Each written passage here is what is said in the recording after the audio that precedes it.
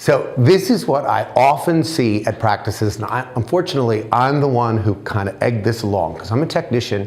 About 10 years ago, we came up with these elaborate questions that team members, our techs, were supposed to ask clients in the rooms. And unfortunately, we put those questions on the computer, which was over here. So while the client is back there, the whole exam room was like this.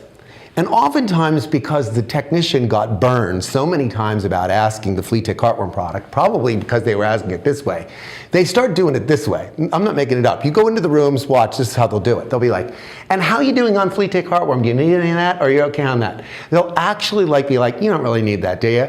They're signaling, without even knowing it, that the client is going to shut them down. So that's probably the worst way that you can do it, is going into the room thinking that you're going to be shut down on a service, and so then it ends up being a self-fulfilling prophecy. So the best way, whenever I'm talking in conferences, people always suggest that they have to hire the right team member in order to sell clients on services. And when I say, what's the right team member, they describe an extroverted individual. But invariably, there's some introverted individual there that burns up, because they recognize that they're every bit as good as the extroverted person at making recommendations. They just don't do it in the same way. So this actually happened here at Fetch just yesterday.